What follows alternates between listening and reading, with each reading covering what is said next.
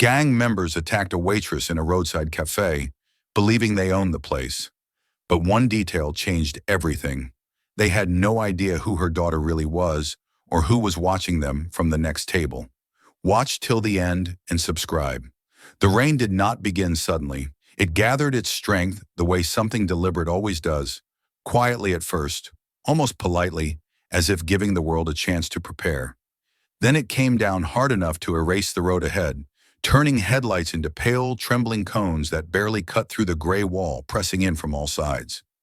Water ran across the asphalt in wide, restless sheets, filling every shallow dip, pulling gravel loose from the shoulders and dragging it away with a sound like muted applause. The sky hung low and heavy, a single unbroken mass that swallowed distance and direction alike. Chuck Norris eased his truck forward, hands steady on the wheel, eyes narrowed as he watched the taillights ahead of him flicker and slow. A few cars had already pulled over, hazard lights blinking in tired resignation. Farther up the road, a semi-truck sat crooked near the shoulder, its wheels sunk into mud that hadn't been there an hour ago. The rain had changed the land quickly, the way it always did when it decided to take control. This was no passing shower. This was the kind of storm that closed roads, broke schedules, and turned small decisions into important ones. The radio crackled, cutting in and out between bursts of static. A local voice mentioned flooded underpasses and partial closures, the words dissolving into noise before any clear instruction followed. Chuck glanced at his phone, more out of habit than hope. One bar appeared, vanished, then returned weaker than before. Navigation froze, recalculated, froze again.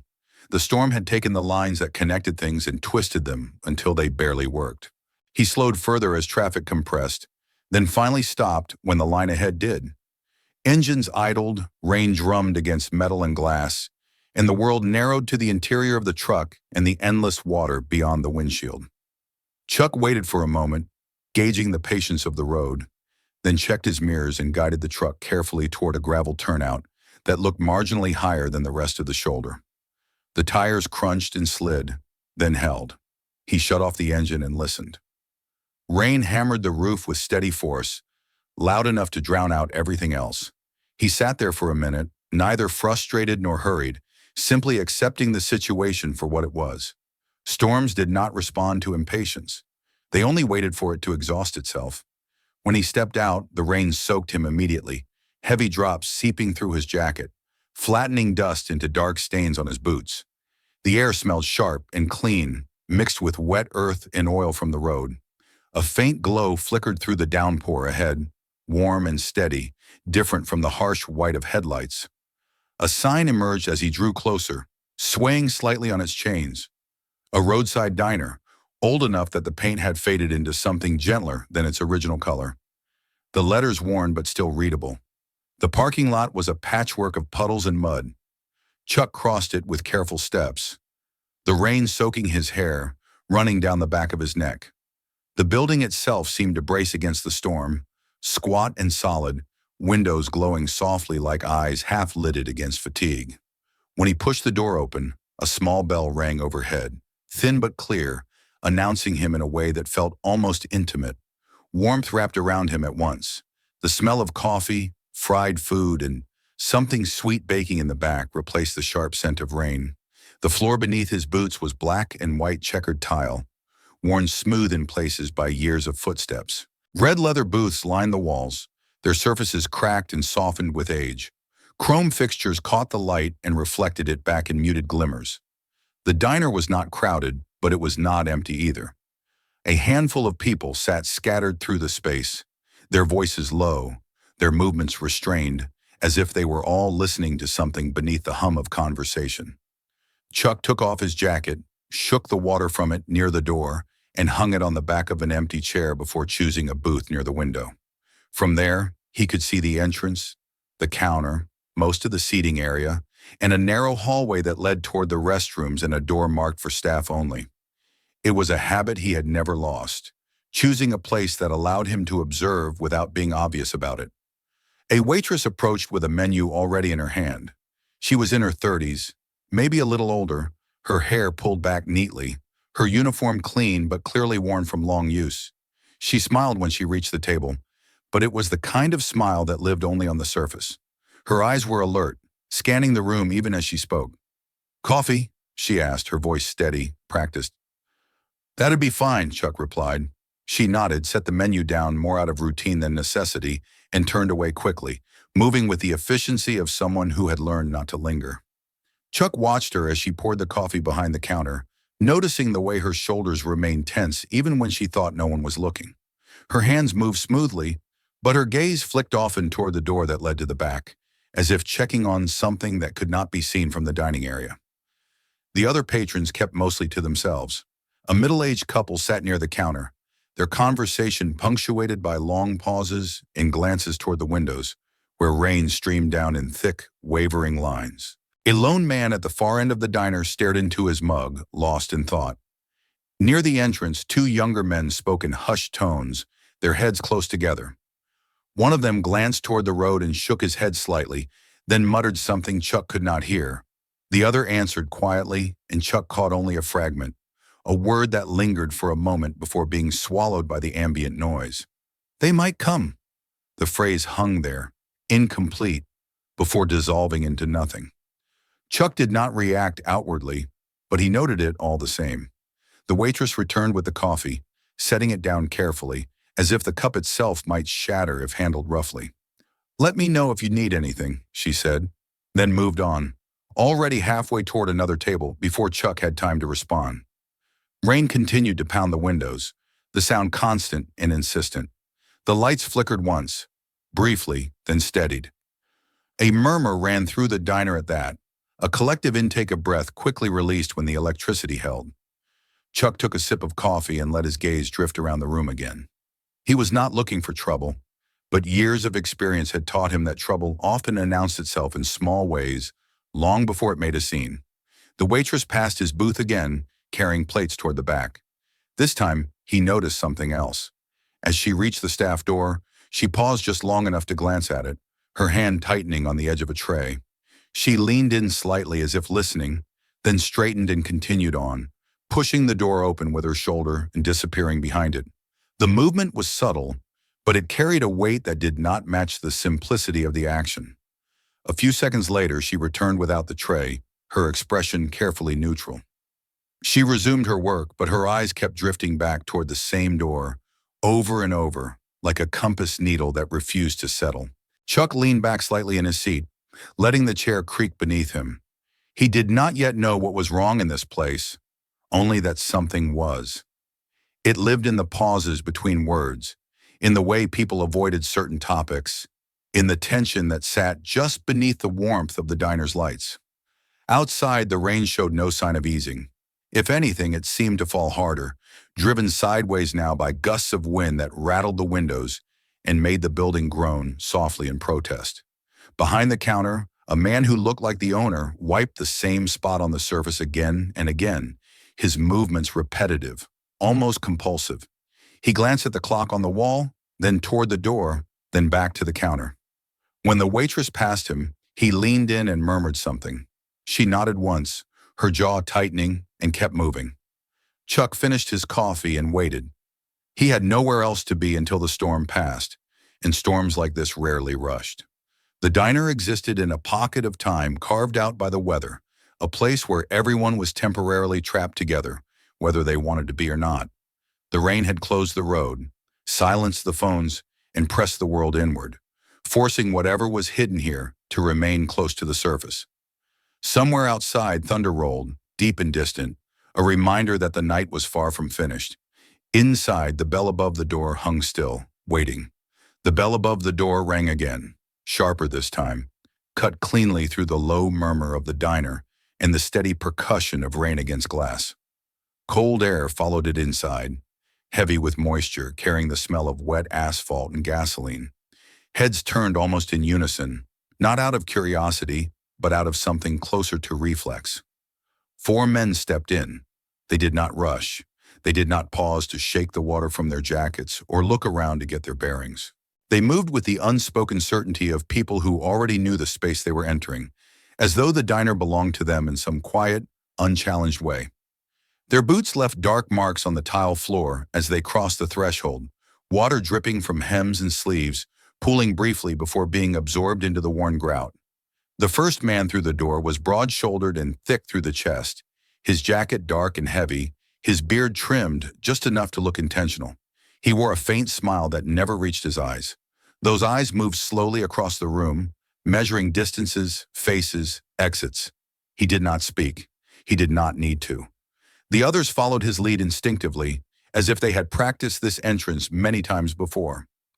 Behind him came a man with restless energy, taller and leaner, his movements sharper, less controlled. He scanned the room faster, his gaze lingering a little too long on the waitress behind the counter before flicking away. There was impatience in him, an edge that suggested he enjoyed being noticed, enjoyed the discomfort he caused when people realized he was looking at them. The third was quieter, almost forgettable at first glance. He wore his jacket unzipped despite the cold rain outside, his hands buried in his pockets. His eyes stayed low, but they missed nothing. He watched reflections in chrome, shadows in the windows, the way people shifted in their seats. He was the kind of man who listened more than he spoke, and when he did speak, it was usually because something had already gone wrong. The last man hesitated just a fraction of a second inside the door before stepping fully into the light. He shook water from his hair with a sharp motion and glanced back outside, irritation clear on his face. He pulled his phone from his pocket, frowned at the screen, then shoved it away with a muttered curse. The storm had not been kind to his patience. Conversation in the diner thinned to near silence. Plates paused halfway to mouths. Coffee cups hovered, then were set down again without being lifted. No one spoke, but everyone noticed the way the owner straightened behind the counter, the way his hand tightened on the cloth he'd been using to wipe the same patch of laminate over and over. He forced a smile onto his face, the muscles around his mouth stiff, and stepped forward a little as if to greet them. "Evening," he said, his voice a little too bright. "Rough weather out there." The bearded man nodded once, acknowledging the words without responding to their intent. "It is," he said calmly. "We'll take the usual."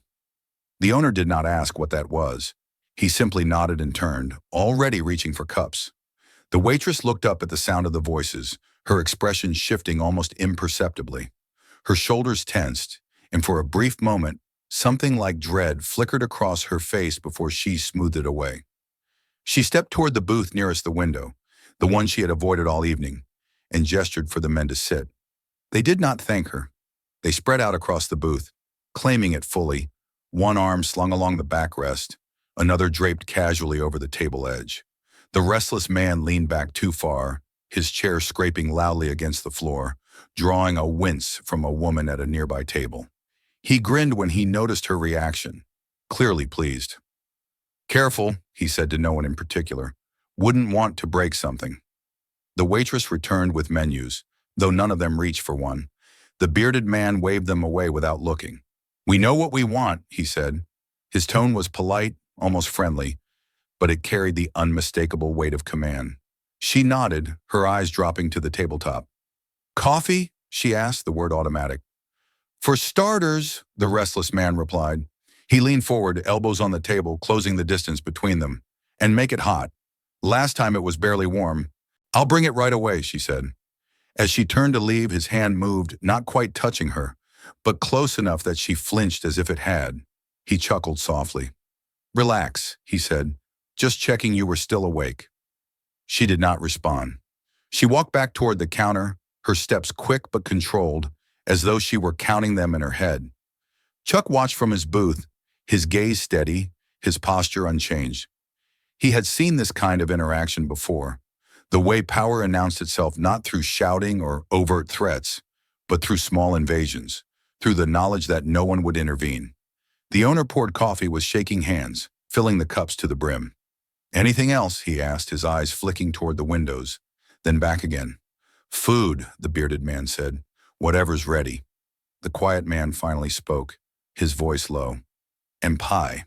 The owner nodded again and retreated, calling something back toward the kitchen. The waitress picked up the tray of coffee and carried it over, setting each cup down carefully. The restless man watched her hands as she worked, his smile widening slightly. "Still working here," he said conversationally. Must be tough. It's a job, she replied. Is it? He tilted his head. Looks more like charity, the way you move. She stiffened, then continued placing sugar packets on the table. Let me know if you need anything else. Oh, we will, he said. She turned away, her face pale, and disappeared briefly behind the counter. The owner caught her eye and shook his head almost imperceptibly, a silent warning not to react, not to escalate. She nodded once and went back to work. Around the diner, people avoided looking directly at the booth. Conversations resumed in whispers, carefully modulated to avoid drawing attention. A man near the door finished his meal quickly, sliding cash onto the table and standing with hurried movements. As he passed Chuck's booth, he leaned in slightly, his voice barely audible. Bad timing, he murmured, more to himself than to Chuck, before pushing the door open and stepping back into the rain. Chuck did not move. He watched as the bearded man sipped his coffee, grimaced, then smiled again. Better, he said. You're learning. The waitress passed their table again, carrying plates toward another booth. The restless man shifted in his seat, blocking her path. Hold on, he said. You forgot something. She stopped, her tray balanced carefully against her hip. What is it? Your smile, he said. You used to smile more. Her fingers tightened around the edge of the tray. For a second, it looked as though she might speak, might push back. But then her gaze flicked past him toward the hallway at the back of the diner, toward the staff door. Whatever she saw there made her swallow hard. She forced her mouth into a thin approximation of a smile. Better? He asked. Better, she said. He leaned back, satisfied, and let her pass. Chuck felt the shift in the room, subtle but undeniable. This was not a one-time humiliation. This was routine. The men at the booth were not testing boundaries, they were reinforcing them. They behaved with the confidence of people who had learned, through repetition, that no one would stop them. The quiet man glanced toward Chuck's booth, his eyes lingering a moment longer than chance would allow. Chuck met his gaze briefly, then looked away, lifting his coffee cup. The quiet man's mouth twitched, not quite a smile, before he turned back to the table. Outside, the rain intensified, thunder rolling closer now, vibrating faintly through the floor. The lights flickered again, longer this time, and a few people gasped before the generator kicked in with a low hum. The diner dimmed slightly, shadows deepening in the corners. The bearded man looked around, assessing the change, then nodded once, as if satisfied. Storm's doing us favors, the restless man said, tapping his fingers against the table. Nobody's going anywhere. The bearded man said nothing, but his silence carried agreement. The waitress returned with plates of food, setting them down one by one. As she did, the restless man shifted his chair again, forcing her to step closer than necessary. His knee brushed against her leg. This time she recoiled, the movement instinctive and immediate. Hey, he said sharply, his smile gone. Watch it. I'm sorry, she said quickly. It was an accident. The bearded man raised a hand slightly, a gesture that froze the restless man in place. Easy, he said. She didn't mean anything by it. His gaze moved to the waitress, calm and assessing. Did you? No, she said, her voice barely steady. Of course not. Good, he said. Wouldn't want misunderstandings. She nodded and stepped away, her breath shallow. Chuck saw her hands tremble as she reached the counter. The owner leaned in, whispering something urgent. She shook her head, her eyes darting again toward the back. The storm outside roared, the sound filling every pause in the room. Chuck sat still, his presence unnoticed by most, but not by all. The quiet man at the booth glanced at him again, this time longer, curiosity sharpening into something closer to suspicion. The bell above the door remained still. No one else would be coming in.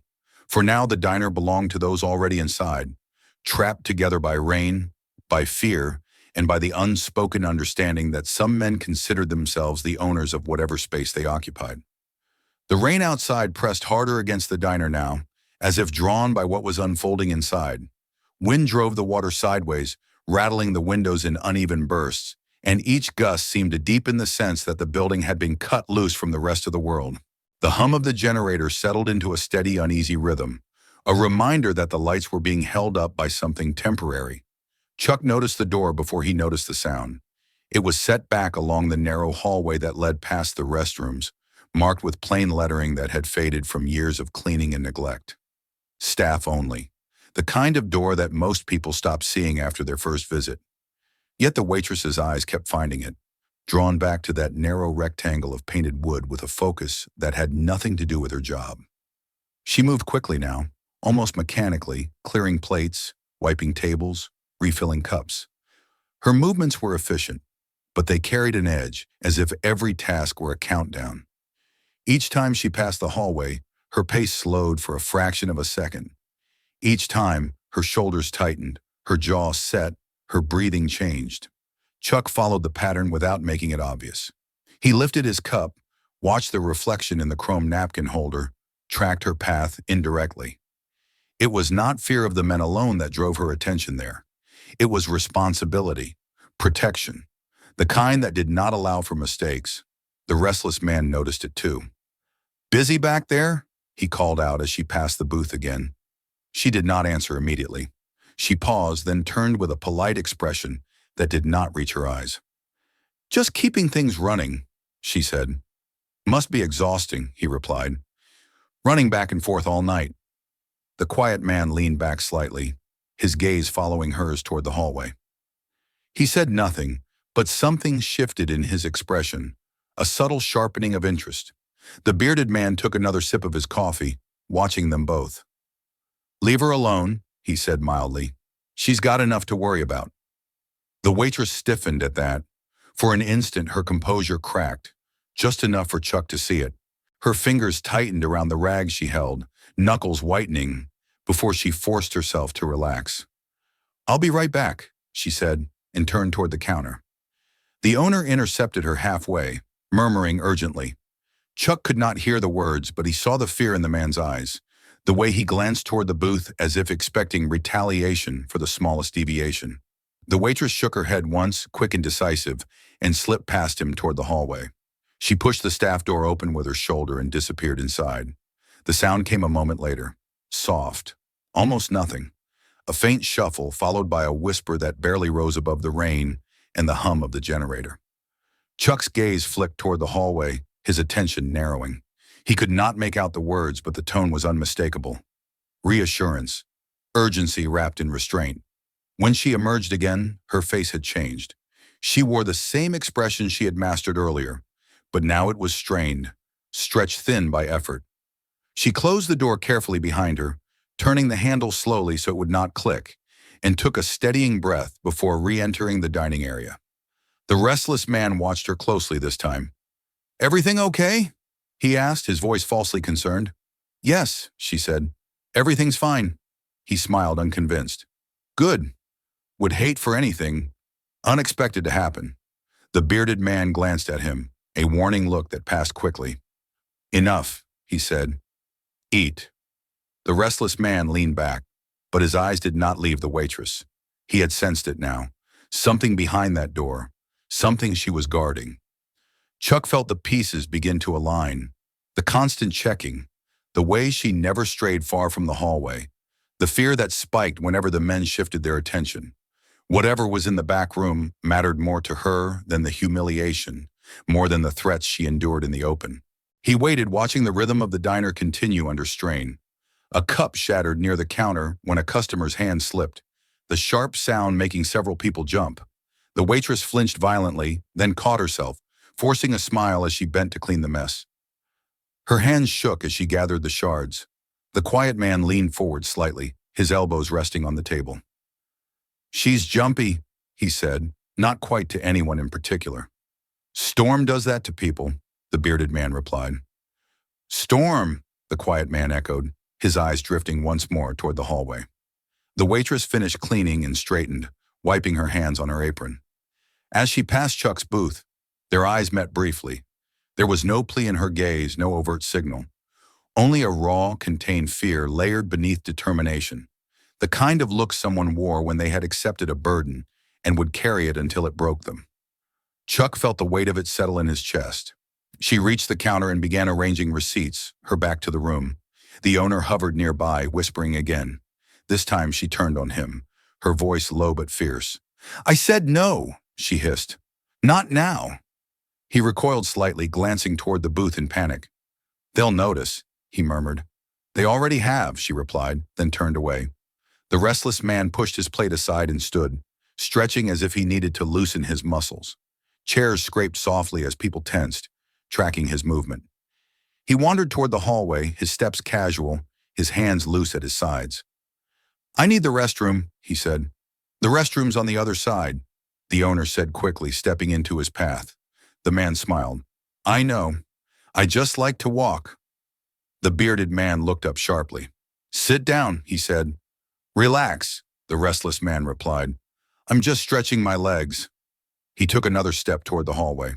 The waitress moved instantly, crossing the space between them with forced calm.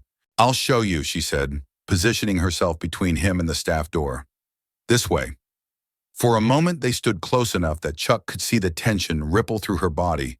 The restless man looked down at her, amused, then shrugged. Lead the way.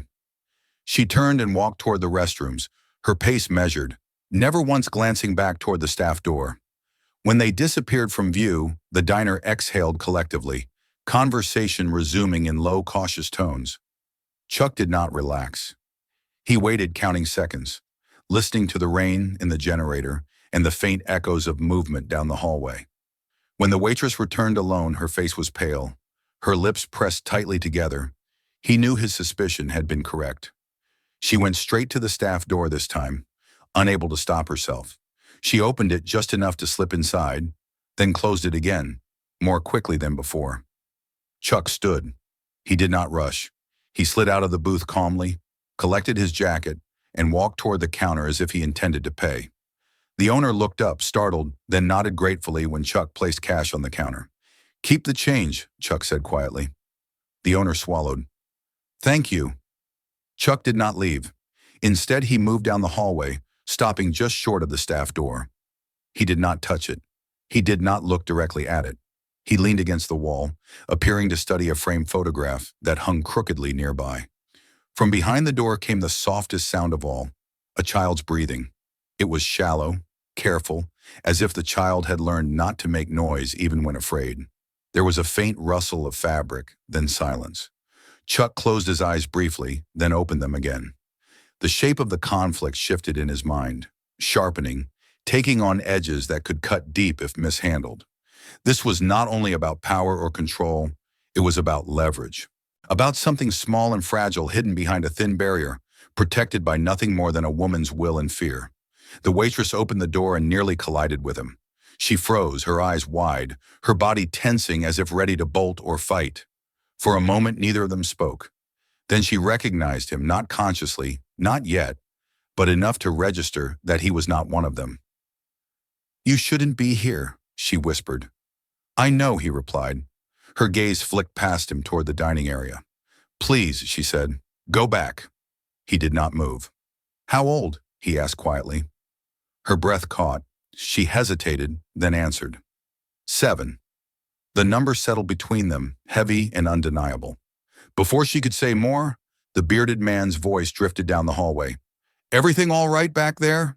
The waitress turned, panic flaring. Yes, she called back. Bring me some more coffee, he said, and take your time. The unspoken message was clear. She looked at Chuck again, desperation flickering through her composure. He stepped back, giving her space, letting her pass. As she hurried away, he remained where he was, his presence now anchored to that narrow stretch of hallway. The door to the back room stayed closed. The child stayed hidden. The men at the booth resumed their conversation, but something had shifted.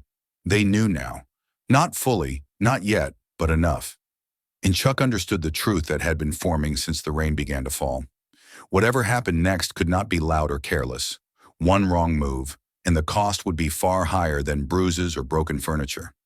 Outside, thunder rolled again, closer than before, as if the storm itself were leaning in to listen. The rain eased for a moment, not enough to offer relief, only enough to change its sound. Instead of hammering, it whispered against the windows, sliding down the glass in long, trembling lines that distorted the lights outside. The diner seemed to breathe with it, expanding slightly, then tightening again as the storm gathered itself for another surge. Chuck returned to his booth, Not because he felt finished with the hallway, but because being visible there now mattered more than lingering near the door. He sat down slowly, his movements unhurried, and wrapped his hands around the mug that had gone cold. From where he sat, he could still see the staff corridor in his peripheral vision, still feel its presence like a pulled thread in the fabric of the room. The waitress moved as if she were carrying weight on her back. Each step was careful, measured, as though one miscalculation might send everything crashing down. She refilled cups she had already refilled minutes before, wiped clean tables that were already spotless, anything to stay in motion. Still, her eyes betrayed her. They drifted to the hallway again and again, each glance a silent count of time passing without incident. The men at the booth noticed it too. The restless one leaned forward, lowering his voice just enough that only his companions could hear. He said something that made the quiet man smile thinly. The bearded leader listened without reacting, his attention fixed on the waitress with the patience of someone who knew exactly how much pressure he was applying. Chuck watched them and felt memory stir, slow at first, then with increasing clarity. It came not as a sudden flash, but as a sequence of details aligning. The way the waitress held her shoulders when she turned, bracing instinctively, the precise, economical movements of her hands, the way she positioned herself between people in the hallway without ever making it obvious. These were not habits learned in a diner. They belonged to someone who had once been decisive, someone who had acted under pressure and learned what hesitation cost. The image formed gradually, a different road, night instead of rain-soaked dusk. Headlights twisted at the wrong angle. The smell of burned rubber and hot metal, pain sharp enough to narrow the world to breath and instinct. Chuck remembered lying on wet asphalt years ago, rain mixing with blood, his vision swimming as strangers gathered at a distance, uncertain, afraid to touch what looked broken. He remembered the sound of sirens still far away, and the knowledge that far away could be too far. Then a woman had pushed through the crowd. She had not hesitated. She had knelt beside him, spoken clearly, kept him conscious while others stood frozen. She had pressed her jacket against a wound, her hands steady despite the chaos around her. She had taken control of the moment without raising her voice, without panic. He had never learned her name. By the time he woke in the hospital, she was gone. The woman in the diner was older now, thinner, worn down by years that had not been kind. But beneath the exhaustion, beneath the fear, the same strength remained, bent but not broken. Chuck's gaze followed her as she stopped near the counter. The owner leaned toward her again, speaking urgently. This time, she did not shake her head. She closed her eyes briefly, then nodded once, as if conceding something she had fought against for a long time. The bearded man stood. The movement drew immediate attention. Chairs shifted. Conversations died. He walked to the counter with calm assurance, resting his hands lightly on the laminate. "We need to talk," he said. The owner swallowed. "Of course." "Not here," the man replied. His eyes flicked toward the hallway. "Back there." The waitress stiffened. "She's busy," she said quickly. "I can help you." The bearded man turned his head just enough to look at her. His expression was not angry. That made it worse. "You are helping," he said. "That's the problem." The quiet man stood as well, positioning himself slightly behind and to the side, close enough to be a presence without blocking sightlines. The restless man grinned and slid out of the booth, stretching again as if enjoying the moment. "Easy," the bearded man said softly, when the restless one stepped too close. "Not yet." The owner looked at the waitress, his eyes pleading. She shook her head, a small, helpless motion. "Please," she said to him. "Not now." The bearded man smiled faintly. "You don't get to choose when," he replied. Chuck stood. He did not raise his voice. He did not move quickly. He simply placed his mug on the table and stepped into the open space between the booths and the counter. His presence shifted the air in the room, subtle but unmistakable. The quiet man noticed immediately, his posture adjusting, his attention snapping to Chuck with new focus. "Problem?" the bearded man asked, turning slowly. "Looks like it," Chuck replied. The restless man laughed. "You lost, old man?" The bearded man raised a hand again, studying Chuck with open curiosity. "This doesn't concern you." "It does now," Chuck said. For a moment, no one spoke. The rain surged again outside, loud and sudden, drumming against the roof as if urging the scene forward. The bearded man considered his options, weighing the interruption against whatever plans he had been unfolding. "Sit down," he said finally. "Have your coffee. We're handling business." Chuck did not move. "You're not." The owner gasped softly. The waitress froze. Her breath caught halfway between inhale and exhale. The quiet man shifted his feet, angling his body in a way that suggested readiness rather than aggression. The bearded man's smile faded. "You don't understand how things work here." Chuck looked past him, toward the hallway, then back again. "I understand enough." The bearded man followed his gaze. Something darkened in his eyes, something cold and calculating. "Ah," he said. "So you've noticed." The waitress's face drained of color. "You should have minded your coffee," the bearded man continued. "People who look too closely tend to regret it." "Not tonight," Chuck replied. The restless man stepped forward, impatience boiling over. "Boss, enough," the bearded man said sharply. He turned back to Chuck. "You don't know what she owes us." "I know what you've taken," Chuck said. That landed harder. The quiet man glanced at the waitress, then back at the bearded leader. The owner wiped his hands on his apron again and again, as if trying to scrub away guilt that would not come off. "She owes us everything," the bearded man said. "She stays because she has no other choice." The waitress found her voice at last. "That's not true." He looked at her, surprised more than angry. "Isn't it?" Her hands trembled, but she stood her ground. "My daughter doesn't owe you anything." The word hung in the air. Exposed. The restless man's grin vanished. The quiet man's eyes sharpened. The bearded man stared at her for a long moment, then nodded slowly, as if confirming a theory. "So that's it," he said. "That's why you've been so careful." The waitress took a step back, her courage faltering as the implication sank in. Chuck moved without thinking, positioning himself slightly closer to her, not touching her, but close enough to be a shield if needed. The bearded man exhaled. "You see?" he said calmly, addressing Chuck again. "This is exactly why you shouldn't get involved. This isn't about manners or respect. This is about debt." "What debt?" Chuck asked. The bearded man's eyes flickered, just once. "Her older girl," he said. "She made choices, bad ones. Cost us money, cost us trust." The waitress's face twisted in pain, grief breaking through her composure. "She was a kid," she whispered. "And now she's gone," he replied. "That doesn't erase what she did." Chuck felt the last piece fall into place.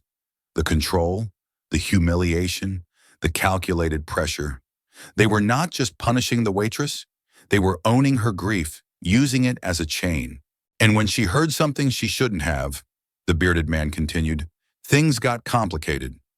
The quiet man shifted uncomfortably. The restless man glanced toward the hallway, then back at the door, suddenly wary. "You planned to break her," Chuck said. "We planned to protect ourselves," the bearded man replied. "Same thing, really." Outside, thunder cracked close enough to make the windows shudder. Inside, the room held its breath. Chuck looked at the waitress, at the woman who had once saved his life without hesitation, and saw the cost she had paid for surviving in a place that fed on weakness. He turned back to the men and felt something settle in him, cold and precise. "This ends tonight," he said. The bearded man studied him for a long moment, then smiled again, though this time there was no warmth in it. "It never ends," he replied. "It just moves." The storm roared on, sealing the diner in as the lines were drawn. The rain returned with renewed force, as if offended by the brief lull, slamming against the diner in sudden punishing waves. Wind shoved at the building, making the windows shudder in their frames. Somewhere outside, something metal clanged loose and struck the sidewall again and again until the sound blended into the storm. The generator groaned but held, its low vibration threading through the floor and up into the soles of Chuck's boots. No one tried to leave anymore. The idea had passed, dissolved by the certainty of flooded roads and blocked routes. The diner had become what the storm demanded it be, an island, small and exposed, with no easy way on or off. What happened here would not be carried away by traffic or softened by distance. It would stay. The bearded man returned to his booth, moving with deliberate calm, as though the confrontation at the counter had been nothing more than an interruption. The others followed, though not with the same composure. The restless man's jaw worked as if he were grinding his teeth. The quiet one glanced around the room more often now, reassessing faces, recalculating risks. The fourth man checked his phone again, frustration sharpening his movements when the screen failed to load anything useful. "Still nothing?" he muttered. The bearded man did not look at him. "Then we wait." The waitress stood behind the counter, her hands braced against the surface, as though it were the only thing holding her upright. The owner hovered close, whispering urgently, but she barely heard him. Her attention stayed fixed on the booth, on the men who had turned her workplace into a cage. She knew the pattern. Waiting was never passive with them. Waiting was pressure, tightening slowly until something gave. Chuck returned to his seat, not because he intended to disengage, but because distance was part of the balance now. He needed to see the whole room, not dominate it. He needed them to believe they still controlled the space, still dictated the pace. Men like that made mistakes when they felt rushed, but they made worse ones when they felt watched. The quiet man noticed Chuck's retreat and frowned slightly, as if disappointed. He leaned in toward the bearded man and spoke softly. Whatever he said caused the leader's eyes to flick briefly toward Chuck before settling again. Around them, the diner struggled to pretend at normalcy. A couple resumed eating, though every bite looked forced. Coffee was poured and left untouched. A woman near the window stared out into the rain with unfocused eyes, her thoughts clearly far from the table in front of her. The owner turned the radio up a notch, filling the space with a low, crackling voice that reported more closures, more delays, more reasons why no help would arrive quickly, even if someone called for it. The storm was doing its work. The bearded man drummed his fingers once against the table, then stopped. "We're late," he said calmly. The restless man snorted. "No kidding. That makes people sloppy," the bearded man continued. "I don't like sloppy." The quiet man nodded. "We should move it." "Can't," the fourth man replied. "Road's gone. Bridge too, I think." The bearded man exhaled through his nose, annoyed now. His gaze shifted to the waitress again, sharpened by calculation. "Then we finish what we started." She stiffened, sensing the change even before he spoke again. "You've been distracted tonight," he said. "That's not like you." "I'm doing my job," she replied. "Not well," he said, "and that puts us at risk." The owner stepped forward instinctively. "She's tired," he said. "Long shift. Weather's got everyone on edge." The bearded man did not look at him. "This doesn't concern you?" "It does," the owner insisted weakly. "This is my place." The bearded man turned then, his expression cool. "No," he said. "It isn't." The words settled heavily. The owner's shoulders sagged, the fight draining out of him as quickly as it had come. He retreated behind the counter, rubbing his hands together again, eyes darting toward the door and back, as if measuring how fast disaster could unfold. Chuck watched the exchange carefully. The bearded man was shifting strategy. He had lost the illusion of privacy. The storm had delayed his plans. Now he needed to reassert control in a way that left no doubt about who decided outcomes here. The restless man stood abruptly, chair scraping loudly across the floor. Several patrons flinched. "I'm done waiting," he said. "She's been playing us all night." The bearded man did not stop him this time. The restless man moved toward the counter, his steps purposeful, predatory. The waitress backed away a half step, then stopped herself, planting her feet. Her chin lifted, a gesture that cost her more than anyone in the room could see. "Go sit down," she said. He laughed. "You don't give orders." Chuck rose smoothly from his booth, not fast, not slow. The movement drew the quiet man's attention immediately. He stood as well, angling himself to block a clear line between Chuck and the restless man. "Easy," the quiet man said. "Nobody needs to get hurt." "Then keep him away from her," Chuck replied. The bearded man leaned back, studying them all as if this were an experiment. "This is exactly what I was talking about," he said. "Sloppy." The restless man reached the counter and leaned over it, invading the waitress's space. "You think you can hide things from us?" he said softly. "You think we won't notice?"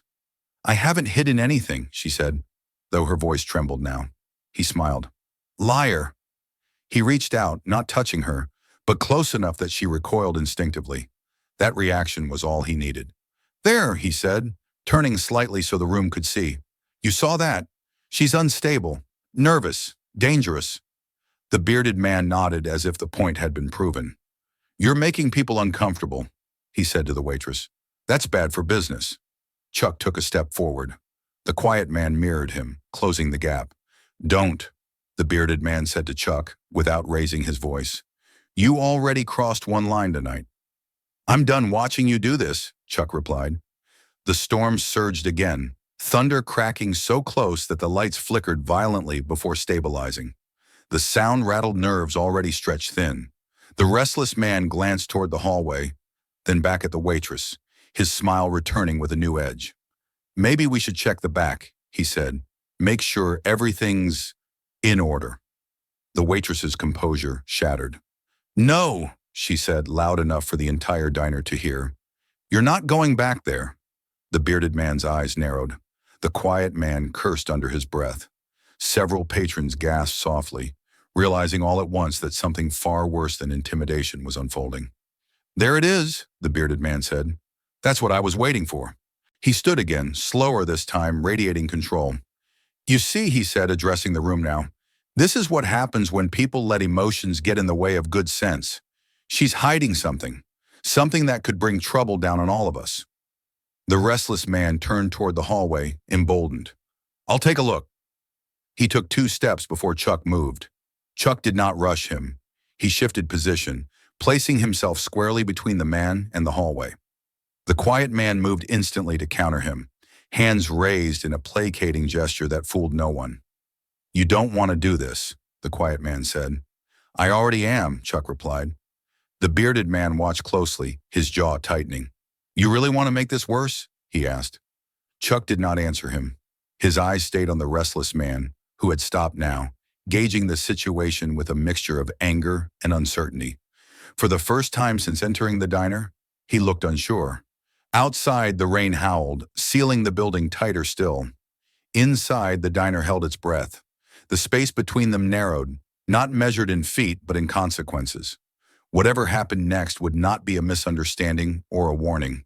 It would be a line crossed, irreversible and final. The bearded man's patience snapped. Enough, he said quietly.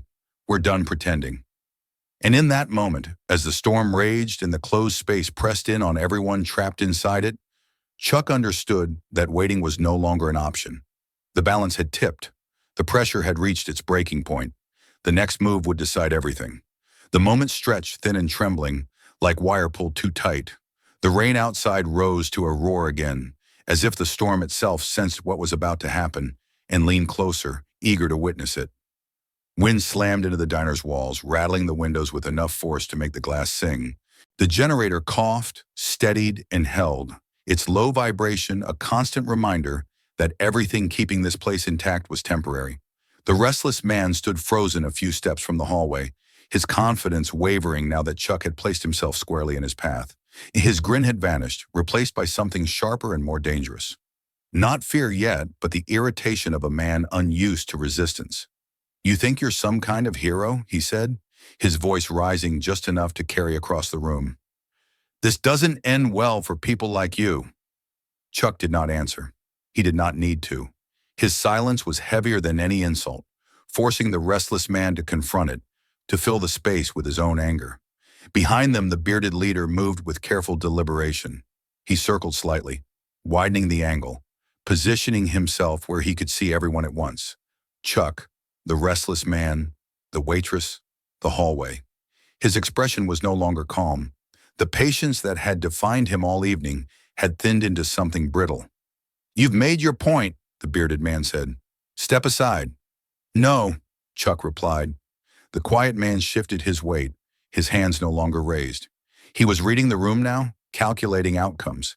He knew what the bearded man knew as well, that the situation had slipped beyond intimidation. Control was fraying. The waitress stood behind the counter, one hand gripping the edge so tightly her knuckles had gone white. Her eyes were locked on the hallway, on the door that hid her daughter from view. She did not move toward it. She did not run. She stayed where she was, as if movement itself might trigger disaster. The bearded man sighed softly, the sound almost lost beneath the rain. "I didn't want it this way," he said, though there was no regret in his tone. "But you're forcing my hand." He nodded once. The restless man moved. It happened fast, faster than most people in the diner could process. He lunged forward, not at Chuck's face or chest, but low and hard, aiming to shove past him toward the hallway. It was a crude move, driven by frustration rather than skill. Chuck stepped into it. He did not swing wildly or charge. He pivoted, caught the man's momentum, and redirected it with precise force. The restless man stumbled, colliding with a table that skidded backward, chairs scraping loudly across the tile. A woman screamed. Plates shattered as they hit the floor, the sharp cracks cutting through the thunder outside. The quiet man reacted instantly, closing in on Chuck from the side. He reached for Chuck's arm, trying to lock it, to pin him long enough for the others to act. Chuck felt the grip, solid and practiced, and responded in kind, twisting just enough to break the hold without overcommitting. The movement sent both men staggering a step apart. The bearded man swore under his breath. "Enough!" he shouted, his voice cutting through the chaos. "Get him down!" The fourth man, who had spent most of the evening checking his phone and pacing near the booth, moved now as well, circling wide, looking for an opening. He grabbed a chair and lifted it, hesitating for a fraction of a second as he judged distance and timing. That hesitation saved him. Chuck stepped forward again, forcing the quiet man back, keeping his body between the attackers and the hallway. His movements were economical, stripped of showmanship. Each step had purpose. Each shift of weight was calculated to protect space rather than dominate it. The restless man recovered and charged again, anger finally boiling over. He swung, clumsy and overcommitted, his fist cutting air where Chuck's head had been a moment before. Chuck countered, striking once, hard enough to stop the man, but not enough to drop him entirely. The restless man staggered, shocked by the sudden, controlled violence, his bravado evaporating into confusion. The diner erupted into chaos. People scrambled away from the fight, chairs overturned, boots slipping on spilled coffee and shattered glass. Someone shouted for everyone to get down. Another voice cried out for the police, though no one could be sure the call would go through. The owner ducked behind the counter, covering his head, his earlier paralysis replaced by pure survival instinct. The bearded man saw the momentum slipping and made his move. He did not rush blindly. He reached into his jacket, his eyes flicking toward the hallway again, calculating leverage. The waitress saw the motion and screamed. "Don't!" she shouted, her voice raw. "Please, don't!" The word hit the room like a slap. The bearded man froze for a split second, surprised by the sound, by the sheer desperation in it. In that moment of hesitation, Chuck saw exactly what he was reaching for and what he intended to do with it. "No," Chuck said, his voice low but absolute. He closed the distance before the bearded man could finish the motion. The quiet man lunged to intercept, but Chuck drove through him, using his weight and position to knock him aside. The bearded man tried to bring his arm up, but Chuck caught his wrist, twisting hard enough to force the object from his grasp. It hit the floor and skidded away beneath a booth, unseen but harmless for now. The bearded man snarled and struck back, his movements suddenly violent and unrestrained. He was stronger than the others, more controlled, but he was also angrier, his confidence cracking under pressure.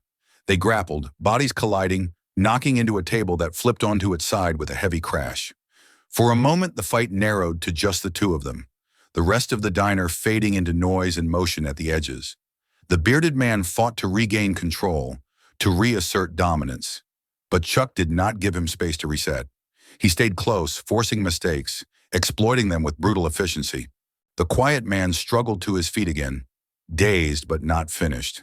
He glanced toward the hallway, then toward the waitress, a dangerous thought forming. He took a step in that direction. The waitress saw him and moved. She did not scream this time. She grabbed the nearest thing she could find, a heavy coffee pot, and hurled it with all the strength she had. It struck the quiet man in the shoulder, not enough to stop him completely, but enough to slow him, to throw off his balance. Chuck broke from the bearded man and intercepted the quiet one before he could recover. The collision sent both men to the floor, sliding across the tile. The quiet man fought back desperately now, his calm shattered, his movements frantic. Chuck subdued him quickly, pinning him long enough to remove him from the fight. The restless man tried to rise again, only to be knocked back down by a panicked patron who swung a chair more out of fear than intent. The fourth man backed away, hands raised, eyes wide, his earlier bravado gone. He stumbled toward the door, slipped in a puddle of spilled coffee, and scrambled to his feet again, retreating into a corner. The bearded man pushed himself upright, blood running from a cut above his eye. He looked around the wreckage of the diner, at his scattered men, at the terrified patrons, at the waitress standing rigid behind the counter, shielding the hallway with her body.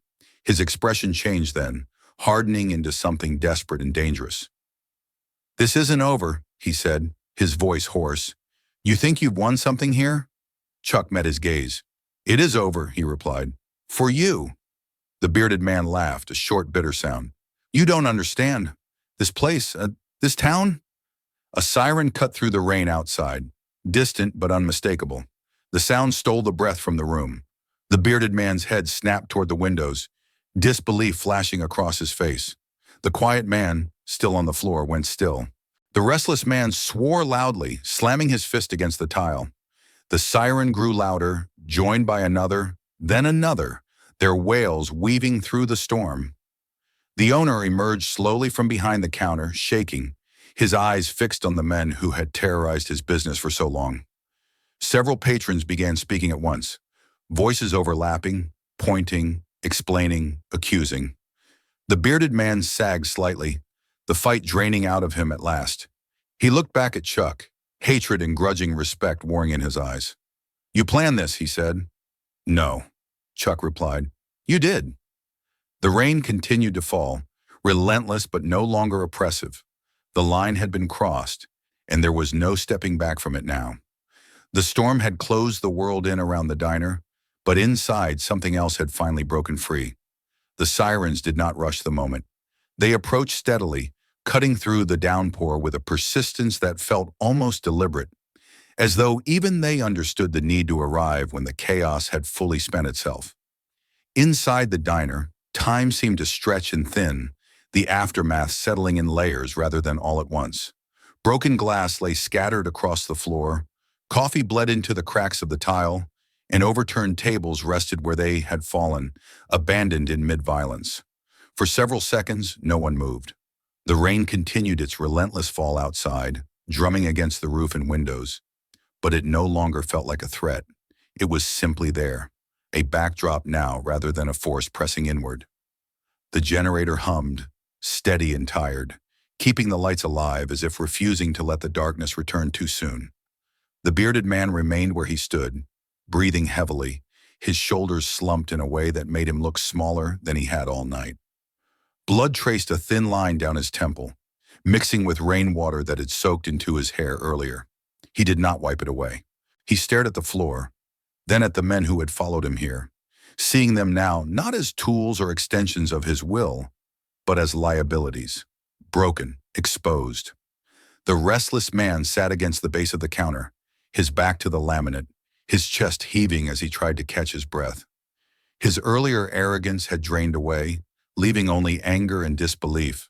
The quiet man remained on the floor where Chuck had left him, staring up at the ceiling with unfocused eyes.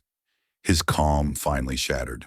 The fourth man huddled near the wall, his hands clasped over his head, whispering curses under his breath as the sirens grew louder. Chuck stood near the center of the room, his posture relaxed but alert. He scanned the diner once more, not for threats now, but for damage. A woman near the window clutched her arm, shaken but unhurt. A man knelt beside another patron who had slipped and struck his head during the scramble, murmuring reassurance while pressing a napkin to the cut. The owner stood behind the counter, pale and trembling, his eyes darting between the men who had ruled his space for so long, and the doorway where authority was finally arriving. The waitress had not moved from her place. She stood directly in front of the hallway, her back straight, her arms slightly out to her sides, as if her body alone could block passage. Only now, with the danger receding, did the tension in her posture begin to unravel. Her shoulders sagged, her breath came in uneven pulls, and her hands trembled openly. She did not cry. Not yet. She simply stood there, holding the line she had been forced to hold for far too long. The first police vehicle pulled into the lot, its lights painting the rain-streaked windows in flashes of red and blue. Another followed, then another, tires hissing through standing water. Doors slammed outside. Voices called out, sharp and professional, cutting through the rain and the lingering shock inside. When the officers entered, they took in the scene quickly. The overturned furniture, the blood, the men on the floor, the waitress guarding the hallway like a sentry. They moved with practiced efficiency, separating people, securing the situation, asking short, direct questions. One officer knelt beside the quiet man, cuffing his hands behind his back. Another helped the restless man to his feet, ignoring his protests. A third approached the bearded leader, who offered no resistance as his wrists were restrained. As the men were led away one by one, the diner seemed to exhale. Conversations broke out in overlapping bursts, voices rising and falling as adrenaline finally gave way to reality. People pointed, explained, contradicted one another, each trying to make sense of what they had witnessed and survived. The owner found his voice at last, speaking rapidly, gesturing toward the hallway, toward the booth, toward the shattered tables, as if afraid the truth might slip away if he did not hold on to it tightly. An officer approached the waitress, his tone gentler than the others. "Ma'am," he said, "is there anyone else here we need to know about?" She hesitated, then nodded. Her voice was barely audible. "My daughter." The officer's expression changed immediately. He motioned for a colleague and spoke quietly, then nodded to the waitress. "You can show us." Her legs seemed unsteady as she turned toward the staff door, but she moved anyway. She opened it slowly, revealing the small, dim space beyond. The girl sat exactly where Chuck had seen her before, knees drawn to her chest, eyes wide but dry. She did not cry when she saw the uniformed officers. She only looked at her mother, searching her face for confirmation. "It's okay," the waitress said, the words breaking slightly as she spoke them. "It's over." The girl rose and crossed the space between them, burying her face in her mother's apron. The waitress wrapped her arms around her, holding her with a desperation that had nowhere to go now that the danger had passed. An officer knelt to the child's level, speaking softly, explaining what would happen next, promising safety without making promises he could not keep. Chuck watched from a distance, careful not to intrude on the moment. He felt the weight of it settle in his chest, heavy but bearable. This was not a victory, it was a pause, a chance. Sometimes that was the most anyone could ask for. Outside, the rain began to weaken at last. It did not stop entirely, but it softened, the pounding giving way to a steady, almost gentle fall. The storm was moving on, carrying its chaos elsewhere. Statements were taken, names were recorded.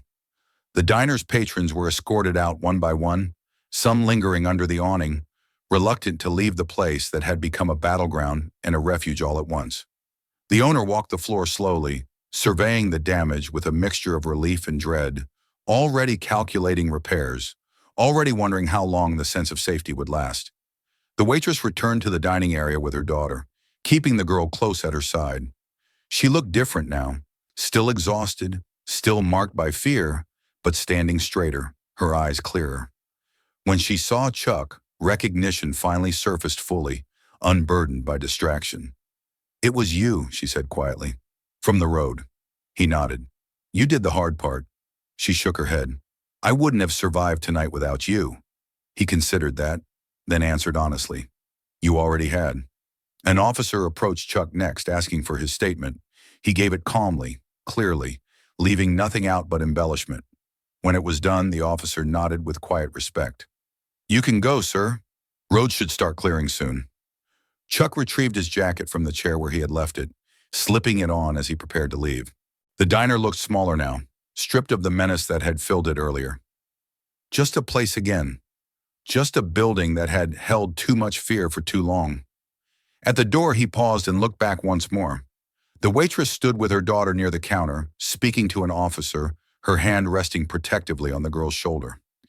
The owner watched them, something like resolve forming in his eyes. The rain streaked down the windows in thinner lines now, light breaking faintly through the clouds beyond. When Chuck stepped outside, the air felt different, cooler, cleaner. The storm had washed something away, even if it could not erase what had been endured. He crossed the parking lot, boots splashing through shallow puddles, and climbed into his truck. As he pulled back onto the road, the diner's lights receded in his mirrors, a small, steady glow against the fading rain.